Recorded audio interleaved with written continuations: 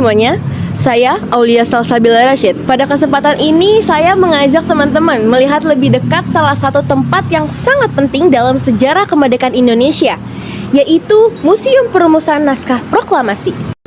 Museum ini berlokasi di kawasan Menteng yang sangat strategis, dan teman-teman bisa berkunjung ke sini menggunakan transportasi umum seperti Transjakarta, terus juga ada MRT, dan bisa juga membawa kendaraan pribadi.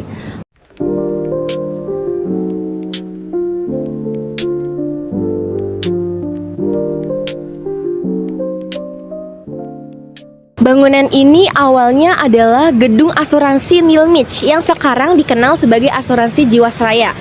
Pada tahun 1931, rumah ini disewakan kepada perintis Konsul Jenderal Inggris. Dan gedung ini dibangun dengan gaya arsitektur Eropa oleh arsitek Belanda, yaitu Johann Frederik Lodewijk Blankenberg. Ketika Jepang menduduki Indonesia, rumah ini digunakan sebagai kediaman Laksamana Muda Tadashi Maeda, kepala kantor penghubung Angkatan Laut dan Angkatan Darat di Jepang. Setelah Indonesia merdeka, Maeda tetap tinggal di sini hingga kedatangan pasukan Sekutu pada September 1945. Gedung ini kemudian diambil alih oleh pasukan Inggris dan menjadi markas mereka, lalu beralih menjadi rumah dinas Duta Besar Inggris. Setelah masa sewanya berakhir, pemerintah mulai membahas pengalihfungsian gedung. Melalui gagasan Profesor Dr. Nugroho, pada tahun 1984, bangunan ini diusulkan menjadi museum. Setelah proses kajian yang sangat panjang, pada akhirnya gedung ini ditetapkan sebagai Museum Perumusan Naskah Proklamasi pada 24 November 1992. Ini adalah ruangan pertemuan dari tiga tokoh, yaitu Ahmad Subarjo, Soekarno, dan juga Muhammad Hatta, yang datang menemui Laksamana Maeda pada malam 16 Agustus 1945. Mereka disambut di ruangan ini untuk menjelaskan tujuan kedatangan, yaitu mencari tempat aman setelah kembali dari Rengas Dengklok dan mempersiapkan perumusan naskah proklamasi. Ruangan ini itu dulunya merupakan ruang makan di kediaman Laksamana Tadashi Maeda. Nah, di ruangan ini juga ada Soekarno, Muhammad Hatta, dan Ahmad Subarjo merumuskan naskah proklamasi pada malam menjelang 17 Agustus 1945. Setelah disepakati judul proklamasi, kalimat pertama yang lahir dari diskusi mereka adalah "Kami, bangsa Indonesia, dengan ini menyatakan kemerdekaan Indonesia." Bung Hatta kemudian menambahkan kalimat mengenai pengalihan kekuasaan. Proses ini berlangsung serius dan penuh pertimbangan. Terlihat dari beberapa coretan yang menggambarkan dinamika pemikiran ketiga tokoh tersebut. Oke teman-teman, jadi kalau tadi kita melihat proses perumusannya, nah di sini itu ada ruangan yang konsep naskah proklamasi itu dipresentasikan dan disetujui oleh para tokoh yang hadir. Nah, setelah konsepnya jadi, Bung Karno itu membawa naskah tersebut ke serambi depan untuk diperiksa bersama. Nah, di sini para tokoh itu mendengarkan isi naskah, terus menimbang setiap bagian, lalu memberikan persetujuan mereka. Suasananya juga cukup serius, tapi tetap fokus pada tujuan utama, yaitu memastikan isi teks benar-benar mewakili semangat kemerdekaan dan kondisi politik pada saat itu. Setelah penyelesaian kalimat, di ruangan ini juga muncul pembahasan penting mengenai siapa yang akan menandatangani naskah proklamasi. Dari proses diskusi itu, akhirnya disepakati bahwa penandatangan cukup dilakukan oleh Soekarno dan Muhammad Hatta atas nama seluruh rakyat Indonesia.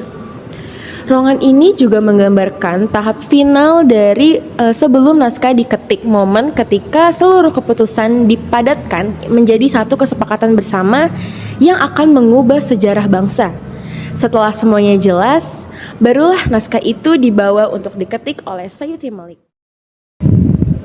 Oke teman-teman, jadi ini adalah ruangan ketikan naskah proklamasi, di mana naskah proklamasi ini diketik oleh Sayuti Malik dan didampingi oleh BM Dia.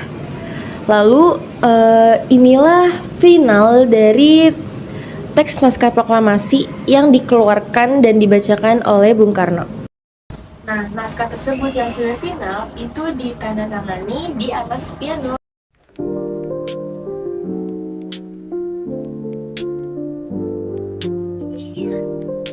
Di sini ada ruang artistik. Di sini ada keris, ada badik dan juga lencong. Dan di sini juga ada kain batik Surtajo.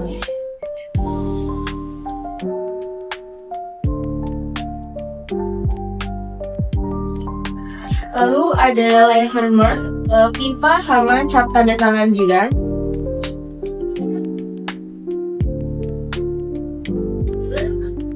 Dan di sini ada foto hasil reproduksi, foto peristiwa pembacaan naskah proklamasi. Oke, di sini ada ruang aktivitas di mana para tokoh kemerdekaan itu memiliki kegiatan pekerjaan yang berbeda, mulai dari peran di bidang pekerjaan profesional hingga tugas politik. Di sini ada mesin seperti ROG, ballpoint, dan juga tas kulit punya Suwiryo. Lalu di sini ada patung Suwiryo-nya. Ini ada buku sejarah revolusi Indonesia dan buku pengantar ilmu politik. Selanjutnya di sini ada plakat nih, sama SK Iwa Kusuma Sumantri sebagai Menteri Pertahanan tahun 1953. Lalu selanjutnya ada buku Sutarjo, yaitu buku lahiran Pancasila dan Bintang Mahaputra, serta buku Sutarjo buku dasar SNTAF. Lalu di sini juga ada patung Sunan Syahrir. Oke. Di sini ada radio merek Philips.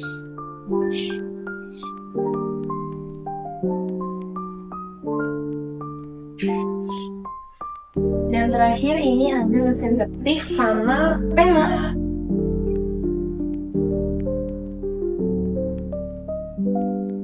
Di sini adalah ruang proklamasi.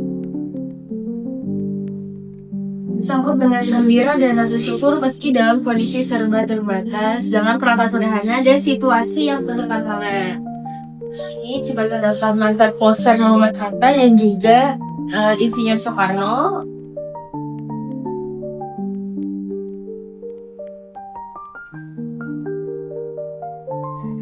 Ada koleksi kasus wawancara BMI dan Sayyidul Malik tentang perumusan naskah proklamasi. Ini bentuk kasetnya. Ini juga. Selanjutnya ada bendera nih.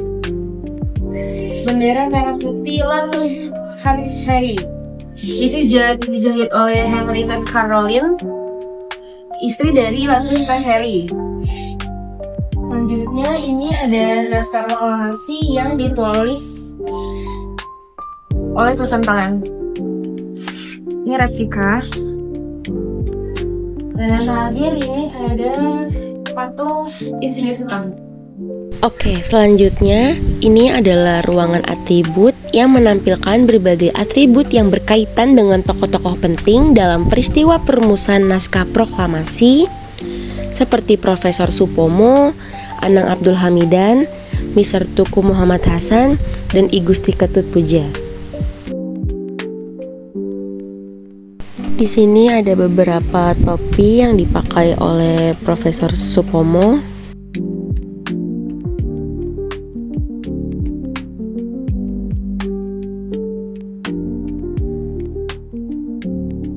Ini ada ikat kepala, destar, dan kain songket I Gusti Ketut Puja. Di sini ada atribut yang dikenakan oleh Mr. Tuku Muhammad Hasan.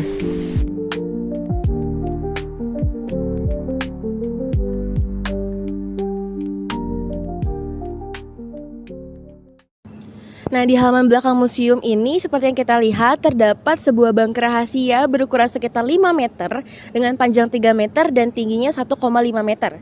Bunker ini dibangun pada masa Belanda sekitar tahun 1940 hingga 1941. Digunakan sebagai tempat berlindung dari serangan Jepang serta tempat penyimpanan dokumen penting oleh Laksamana Maeda. Di dalamnya terdapat lorong yang kini telah ditutup dan hingga saat ini fungsi asli lorong tersebut belum diketahui. Area museum dilengkapi parkir sepeda dan motor, toilet, musola, ruang film dokumenter, serta petugas keamanan dan pemandu wisata. Museum Perumusan Naskah Proklamasi bukan hanya gedung tua, tapi tempat di mana keputusan besar bagi bangsa ini lahir. Setiap ruangan menyimpan cerita, setiap sudut menghadirkan bukti perjuangan, dan setiap benda menjadi pengingat bahwa kemerdekaan bukan datang secara tiba-tiba. Semoga kunjungan ini bisa memberikan pemahaman baru tentang proses panjang menuju Indonesia merdeka.